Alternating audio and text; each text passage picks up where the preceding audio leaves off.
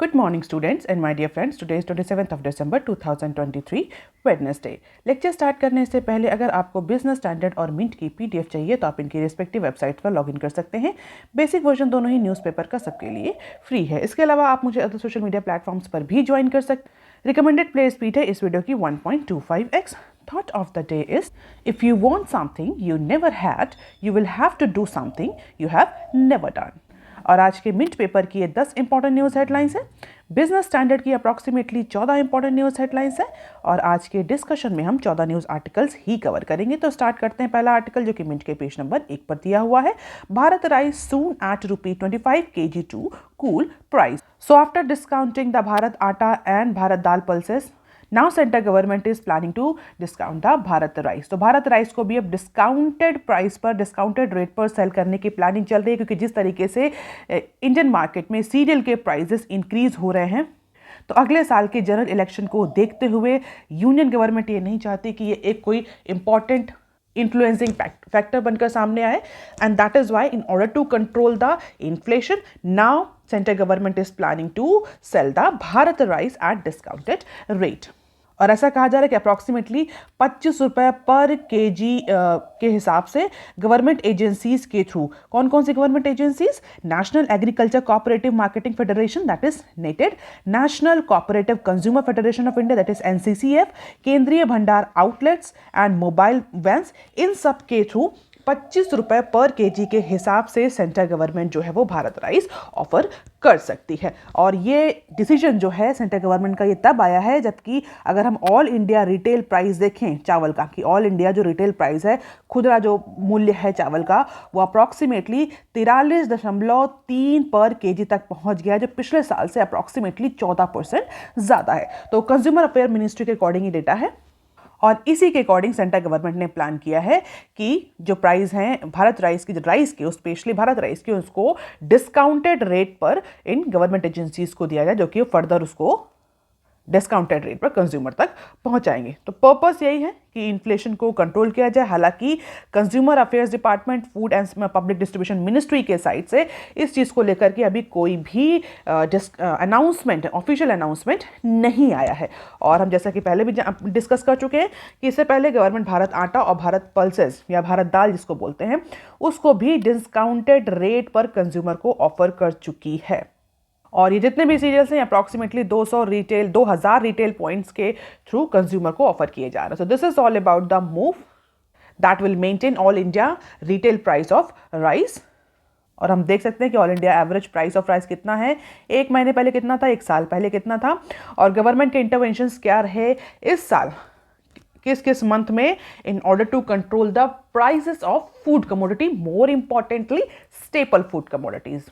अब देख लेते हैं article number 2 that is given on page number 1 of Mint paper. Cat dips to 1% on fall in goods trade deficit. तो India का जो करंट अकाउंट डेफिसिट है, जिसको हम कैट के शॉर्ट फॉर्म में भी बोलते हैं, वो 1% डिक्लाइन हुआ है ग्रॉस डोमेस्टिक प्रोडक्ट का। तो जीडीपी का 1% डिक्लाइन हमें कैट में देखने को मिल रहा है इन द सेकेंड क्वार्टर, और प्रीवियस क्वार्टर में अप्रॉक्सीमेटली 1.1% था, और अगर पिछले साल की बात करें तो इट वॉज 3.8%। तो मोर स्पेसिफिकली अगर हम बात करें कितना कैट रहा, करंट अकाउंट डेफिसिट कितना रहा, तो approximately $8.3 billion current account deficit जो है वो तक डिक्रीज हुआ है in the September quarter for financial year 24, जबकि प्रीसीडिंग 3 मंथ्स में देखें, इससे पहले वाला जो क्वार्टर है उसमें अप्रॉक्सीमेटली $9.2 बिलियन तक था। और इस सेकेंड क्वार्टर का कंपैरिजन पिछले फाइनेंशियल ईयर के अगर सेकेंड क्वार्टर से करें तो उस समय जो हमारा current account balance record a deficit of approximately $30.9 billion. अब ये जो ट्रेड डेफिसिट, जो हमारा करंट अकाउंट डेफिसिट में जो ये डिक्लाइन है, किस वजह से देखने को मिल रहा है, तो अगर देखें तो मर्केंटाइल ट्रेड डेफिसिट जो है वो इस क्वार्टर में, क्वार्टर सेकेंड में वो डिक्लाइन हुआ है, जिसका इंपैक्ट हमें इंडिया के करंट अकाउंट डेफिसिट पर देखने को मिल रहा है। और हम सभी जानते हैं कि अगर हम करंट अकाउंट डेफिसिट की बात करते हैं तो जो मोस्ट लार्जर या जो बड़ा पार्ट करंट अकाउंट डेफिसिट का कॉन्स्टिट्यूट होता है इंडिया के इकोनॉमी में, वो हमारे मर्केंटाइज्ड ट्रेड डेफिसिट से ही होता है। तो मर्केंटाइज्ड ट्रेड डेफिसिट डिक्लाइन हुआ है, नैरो हुआ है, जिसकी वजह से ओवरऑल जो करंट अकाउंट डेफिसिट है उसमें हमें डिक्लाइन देखने को मिल रहा है। अगर सर्विस एक्सपोर्ट की बात करें तो सर्विस हमेशा की तरह इंक्रीज होता हुआ दिख रहा है। अप्रॉक्सीमेटली यही ट्रेंड रहता है इंडिया के ट्रेड डेटा में। सर्विस एक्सपोर्ट जो 4.2% से डिक्लाइन हुआ है ईयर ऑन ईयर बेसिस पर। और किस पर्टिकुलर सेक्टर में सबसे ज़्यादा इंक्रीज देखने को मिल रहा है सर्विस सेक्टर में? तो सॉफ्टवेयर, बिजनेस और ट्रेवल सर्विसेज जो हैं उनमें एक्सपोर्ट इंक्रीज हुआ है, जिसकी वजह से सर्विस एक्सपोर्ट 4.2% तक इंक्रीज कर रहा है। और नेट सर्विस रिसीट जो हैं वो सीक्वेंशियली और ईयर बेसिस दोनों ही तरीके से इंक्रीज हुई। सीक्वेंशियली मीन्स क्वार्टर वाइज अगर हम कंपैरिजन करें तो भी हमें नेट सर्विस रिसीट्स में इंक्रीज देखने को मिल रहा है। और अगर पिछले साल से कंपेयर करें, पिछले साल के कॉरस्पॉन्डिंग पीरियड से, कॉरस्पॉन्डिंग क्वार्टर से कंपेयर करें, तो भी हमें ईयर ऑन ईयर बेसिस में नेट सर्विस रिसीट्स में इंक्रीज देखने को मिल रहा है। और एक्सपर्ट्स का कहना है this particular deficit, this narrowing of the deficit और decline in deficit is quite expected. और पहले भी ऐसा एंटिसिपेट किया गया कि इस फाइनेंशियल ईयर में जो मर्केंटाइज ट्रेड डेफिसिट रहेगा वो छोटा रहेगा, वो कम रहेगा, वो इतना ज़्यादा ब्रॉड या इतना ज़्यादा इंक्रीज नहीं होगा। So this is all about account check, cat, current account deficit. आप मुझे कमेंट सेक्शन में लिख करके बताइए what is this cat all about, क्योंकि कई बार ऑलरेडी डिस्कस इसको कर चुके हैं। Repetition will increase the length of video, nothing else. अब देख लेते हैं next article that is given on page number 1 of Mint paper. Road works lacks capex on track. तो इंडिया में अगर रोड कंस्ट्रक्शन की बात करें, जिसके लिए इस पर्टिकुलर फाइनेंशियल ईयर में एम्बिशियस टारगेट रखा गया था, एम्बिशियस कैपेक्स एलोकेशन भी हुआ था, तो अगर उसके प्रोग्रेस रिपोर्ट को हम देखें तो अभी तक जितना रोड प्लान किया गया था, जो टारगेट रखा गया था रोड के लिए, रोड कंस्ट्रक्शन के लिए, उसका केवल 38% ही अचीव हो पाया है इस 8 महीनों में। तो इस फाइनेंशियल ईयर अगर हम 8 मंथ देखें, यानी अप्रैल से लेकर के नवंबर तक अगर हम रोड कंस्ट्रक्शन का डेटा देखें, रोड कंस्ट्रक्शन कितना हुआ, तो जो टारगेट सेट किया गया था 100%, उसका केवल 38% कंस्ट्रक्शन ही हो पाया है। जबकि अगर मनी एलोकेशन की बात करें तो 2/3 जो मनी, जितना मनी एलोकेट होता है उसका 2/3 ऑलरेडी कंज्यूम हो चुका है। तो जो एक्सपेंडिचर है वो 2/3 तक पहुंच चुका है, यानी हम कह सकते हैं वो रोड कंस्ट्रक्शन से ज़्यादा स्पेंडिंग हुई है, लेकिन रोड कंस्ट्रक्शन जो है वो टारगेट से बहुत पीछे है। शुरुआत के 8 महीनों का जो डेटा है वो ये कहता है। तो गवर्नमेंट ने इस बार 2.58 ट्रिलियन का जो पैसा था वो एलोकेट किया था अप्रॉक्सीमेटली 13,800 किलोमीटर के हाईवेज को बनाने के लिए इस साल। और अगर हम देखें तो जो road transport and highway ministry है वो अप्रॉक्सीमेटली 5,248 किलोमीटर तक की रोड ही कंस्ट्रक्ट कर पाई है till the month of November. और एक्सपेंडिचर जो है वो 1.7 ट्रिलियन का हो चुका है। 2.58 ट्रिलियन का एलोकेशन हुआ था, जिसमें से 1.7 ट्रिलियन का खर्चा हो चुका है, लेकिन टारगेट जो है वो बहुत डेसिमल है, टारगेट अचीवमेंट जो है वो बहुत डेसिमल है। और इस प्रोग्रेस को देखते हुए ये कहना शायद गलत नहीं होगा कि प्रॉबली जो रोड एडिशन टारगेट सेट किया गया था इस करंट फिस्कल ईयर के लिए वो हार्डली अचीव हो पाएगा। तो 2024 के जनरल इलेक्शन से पहले जो एम्बिशियस टारगेट गवर्नमेंट ने सेट किया था रोड कंस्ट्रक्शन को लेकर के, प्रॉबली वो अचीव नहीं हो पाएगा। अगर हम ओवरऑल देखें तो इंडिया में इंफ्रास्ट्रक्चर और कंस्ट्रक्शन के डेवलपमेंट है, कंस्ट्रक्शन के टारगेट्स को अचीव करने में जो सबसे बड़ा हर्डल आता है that is land acquisition. Land acquisition में गवर्नमेंट को बहुत ज़्यादा चैलेंज फेस करना पड़ता है, मोर इंपॉर्टेंटली बड़े जो इंफ्रास्ट्रक्चर प्रोजेक्ट्स होते हैं उनमें। लेकिन अगर हम रोड प्रोजेक्ट्स के केसेस में देखें तो उसमें लैंड एक्विजिशन चैलेंज के अलावा जो प्रोजेक्ट डिलीवरी मॉडल है उसको गवर्नमेंट या जो एजेंसीज वो डिसाइड नहीं कर पा रही, जिसकी वजह से कॉन्ट्रैक्ट को अवॉर्ड करने में डिले हो रहा है। और इसी डिले का इंपैक्ट हमें रोड कंस्ट्रक्शन या हाईवे कंस्ट्रक्शन पर देखने को मिल रहा है।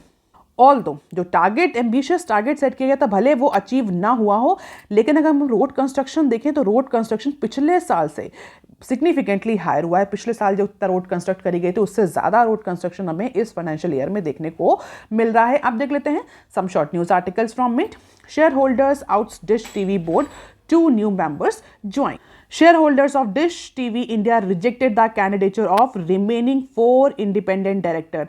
That is a very rare stance in case of any listed company that found itself without a functional board for a brief while. तो approximately 71% जो shareholders थे उन्होंने जो 4 इंपॉर्टेंट जो डायरेक्टर्स हैं उनके अपॉइंटमेंट को अपोज किया है। अगर हम नाम बोलें तो राजेश साहनी, मिस्टर वीरेंद्र टागरा, शंकर अग्रवाल और आंचल डेविड जो हैं, ये 4 बोर्ड ऑफ मेंबर जो थे वो अपॉइंट किए जाने थे।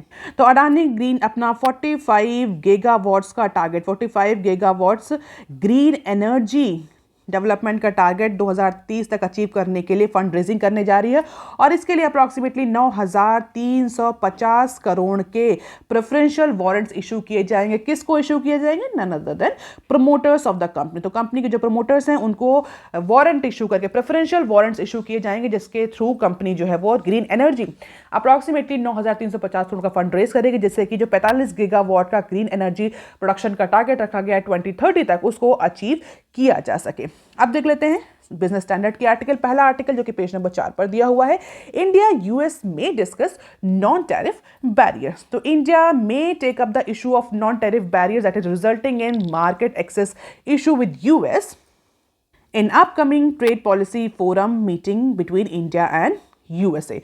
तो इंडिया और यूएसए के बीच में जो टीपीएफ की मीटिंग होने जा रही है, उसमें इस मीटिंग में इस बार India non tariff barrier, tariff barriers नहीं, नॉन टैरिफ बैरियर्स को डिस्कस कर सकती है, जिसकी वजह से most of the time India के जो गुड्स होते हैं उनको इक्वल मार्केट एक्सेस नहीं मिलता यूएसए में।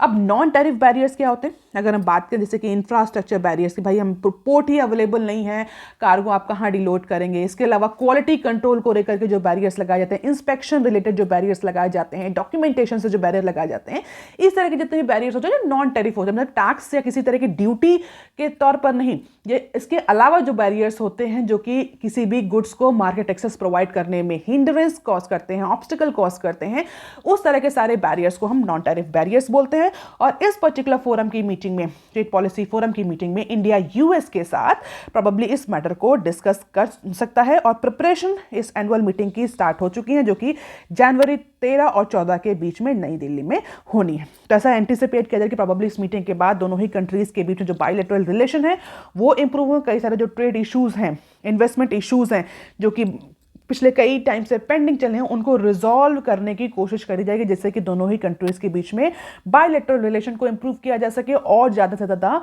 इंगेजमेंट हो सके दोनों ही कंट्रीज के बीच में।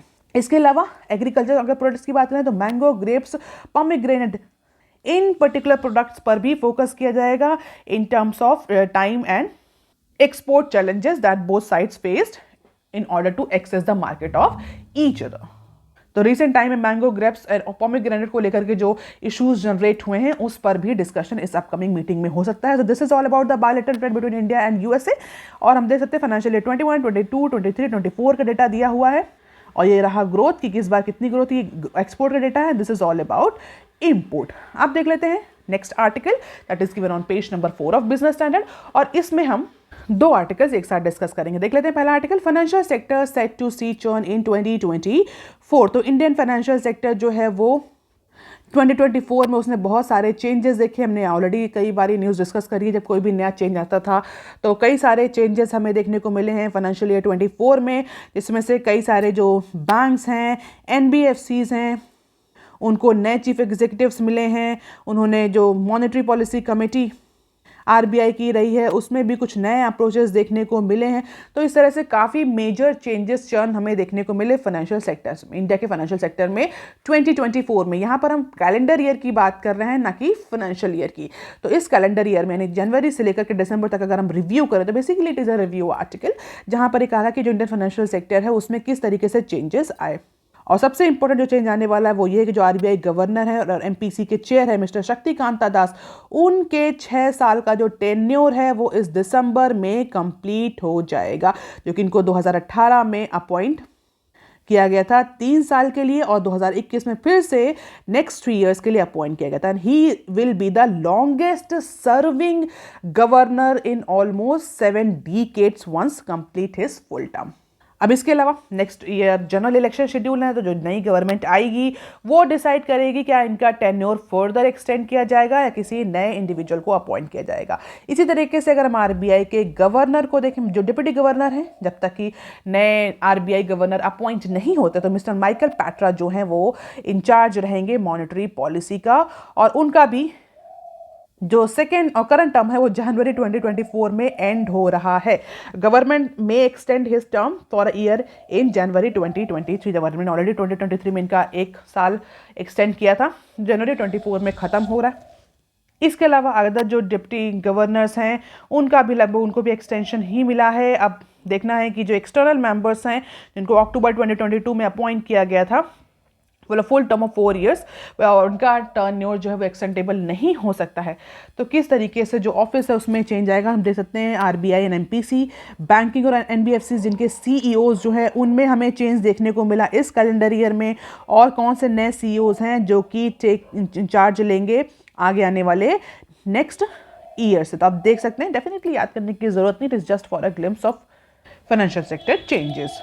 तो ये भी ईपीएफओ का डेटा है जिसके अकॉर्डिंग 2020 जिसके अकॉर्डिंग यहाँ पर भी रिव्यू है इस करंट ईयर का 2023 का कि कितना जॉब क्रिएट हो। तो ईपीएफओ के सब्सक्रिप्शन के बेसिस इस बार अप्रॉक्सीमेटली 10% कम जॉब क्रिएट हुए हैं in comparison to last year. तो 2023 में जो फॉर्मल जॉब क्रिएशन हुआ है, फ्रेश फॉर्मल जॉब क्रिएशन हुआ है, वो 10% से फॉल हुआ है compare to the previous year, जो कहीं ना कहीं फॉर्मल जॉब क्रिएशन में स्लो डाउन को रिफ्लेक्ट करता है। तो ईपीएफओ का डेटा है जिसको बिजनेस स्टैंडर्ड ने एनालाइज किया है। It is the latest payroll data.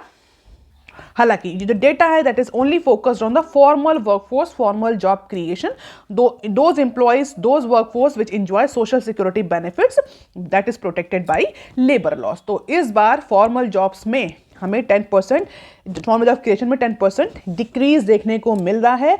Approximately 1.05 million कम जॉब क्रिएट हुई है in comparison to last year. अब देख लेते हैं नेक्स्ट आर्टिकल।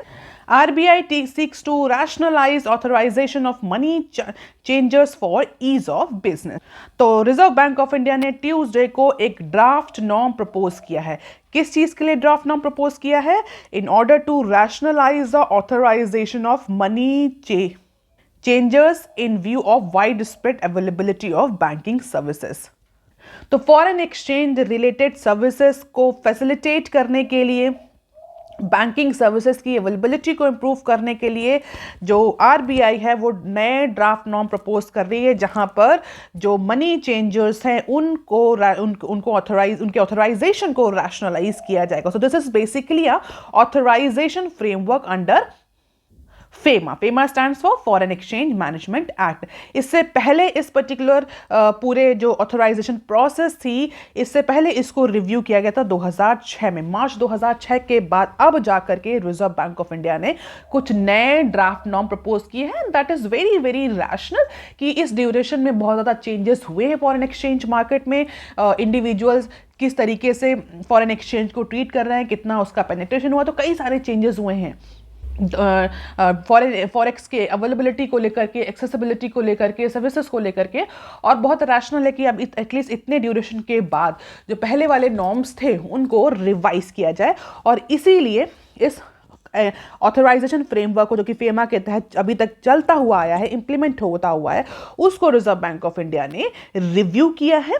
और इस रिवीजन के बाद फिलहाल जो ड्राफ्ट नॉर्म प्रपोज किए हैं आरबीआई ने, तो आरबीआई का पर्पस ये है कि जो फॉरेन एक्सचेंज ट्रांजैक्शन है उनको आसान बनाया जाए। जो पिछले कई सालों से जो यूज़र हैं जो फॉरेन एक्सचेंज ट्रांजैक्शन जिस प्रोसेस से करते आ रहे हैं उसको थोड़ा सा ईज कर दिया जाए, जिससे कि फैसिलिटेट हो सके इस तरह का ट्रांजैक्शन। और इसका इम्पैक्ट डेफिनेटली हमें ईज ऑफ डूइंग बिजनेस पर भी देखने को मिलेगा। जो कंपनी जिन्हें बहुत सारे डॉक्यूमेंट कंप्लाई करने पड़ते हैं किसी भी करेंसी को एक्सचेंज करने के लिए, आप भी जानते होंगे अगर हम डॉलर एक्सचेंज करने जाते हैं तो कितना ज़्यादा कई बार हमें ब्रांचेस के चक्कर काटने पड़ते हैं। तो उसी पर्टिकुलर प्रोसेस को रिजर्व बैंक ऑफ इंडिया जो है वो ईज करने की प्रोसेस कर रही है। हालांकि फुल फ्लेज तो नहीं, लेकिन हाँ कुछ कुछ पॉइंट पर रिजर्व बैंक ऑफ इंडिया ने चेंजेस प्रपोज किए हैं। इसमें स्पेशली जो गवर्निंग ऑथोराइज पर्सन हैं, एपीज हैं, उनको लेकर के जो रेगुलेटरी फ्रेमवर्क है उसमें चेंज लाने की कोशिश करी है रिजर्व बैंक ऑफ इंडिया ने। तो यूनिवर्सल रीच को, फाइनेंशियल सर्विसेज के यूनिवर्सल रीच को प्रमोट करने के लिए, in simple word financial inclusion को प्रमोट करने के लिए, इंडियन इकोनॉमी के इंटीग्रेशन को ग्लोबल इकोनॉमी से बढ़ाने के लिए, डिजिटलाइजेशन को प्रमोट करने के लिए, इंस्टीट्यूशनल इंफ्रास्ट्रक्चर को प्रमोट करने के लिए आरबीआई जो है वो इस तरह के रिवीजन टाइम टू टाइम करती रहती है, और इसका भी पर्पस यही है कि जो ये ड्राफ्ट नॉर्म्स आ रहे हैं ऑथराइजेशन के रैशनलाइजेशन के लिए, इनका भी पर्पस यही है। हालांकि जो ये फीडबैक नॉर्म्स के जो ड्राफ्ट नॉर्म्स आए इनका फीडबैक के लिए इनको रिजर्व बैंक ऑफ इंडिया ने पब्लिक में फ्लोट कर दिया है, जिसकी लास्ट डेट जो है वो जनवरी 31, 2024 है। प्रोबेबली इसके बाद जो है वो रिजर्व बैंक ऑफ इंडिया इन चेंजेस को इंप्लीमेंट करेगी। तो these are the few important key points, you can just have the glimpse of it. जब ये गाइडलाइंस डिटेल में आएंगे तब हम इसको डिस्कस करेंगे। अब देख लेते हैं some short news articles from Business Standard. Bull runs take Sensex valuation to 2 years high. The recent record-setting rally in Dalal Street has pushed the valuation of BSE benchmark. BSE benchmark index कौन सा है? That is Sensex. तो Sensex में जो हमें Sensex की valuation में जो हमें इंक्रीज देखने को मिल रहा है, उसकी वजह से अगर हम देखें उसका डेटा अगर हम देखें तो पिछले 2 साल का हाईएस्ट वैल्यूएशन है। The leading share index is currently trading at a trailing price to earning that is multiple of 25.2x, जो कि 23.7x लास्ट ईयर दिसंबर से ज़्यादा है, और जनवरी 22 से लेकर के सबसे हाईएस्ट पॉइंट है। तो अपने 2 साल के हाईएस्ट वैल्यूएशन पर सेंसेक्स पहुंच गया because of the recent rally. और मोर इंपॉर्टेंटली अगर पिछले लास्ट 2 मंथ का डेटा देखें तो उसमें सबसे ज़्यादा इंक्रीज हमें वैल्यूएशन में देखने को मिल रहा है। और एनालिस्ट का मानना है कि दिस पर्टिकुलर रैली और increase in valuation is attributed because of the turnaround in equity valuation to a sharp reversal in bond yield in US market. अब देख लेते हैं next clip. EV sales on road to 1.5 million in 2023 despite subsidy cut. जैसा कि हम सभी जानते हैं, हमने न्यूज़ कवर भी करी थी कि फेम को लेकर के गवर्नमेंट ने सब्सिडी कट का अनाउंस किया था फेम 2 में, क्योंकि कई सारे लूपहोल्स देखने को मिल रहे थे, कई सारे डॉक्यूमेंटेशन में फॉल्स था, कंपनीज जो थी उन्होंने सब्सिडी को लेने के लिए कई सारे माल प्रैक्टिसेस अडॉप्ट किए थे। तो गवर्नमेंट ने डिसाइड किया था कि फिलहाल के लिए फेम पर जो सब्सिडी है उसको कट कर दिया जाएगा। लेकिन इसके बावजूद भी अगर हम इलेक्ट्रिक व्हीकल की सेल देखें तो इस बार यानी इस ईयर में हमें इलेक्ट्रिक व्हीकल की सेल में सिग्निफिकेंट रोबस्ट इंक्रीज देखने को मिल रहा है। पिछले साल के कंपैरिजन में अप्रॉक्सीमेटली 45% इंक्रीज ईवी व्हीकल्स की सेल में in spite of this subsidy cut by government. तो दिस इज द डेटा। आप देख सकते हैं 2 wheeler 3 wheeler passenger car buses में 2022 में कितना सेल हुआ था और 2023 में कितना सेल हुआ है।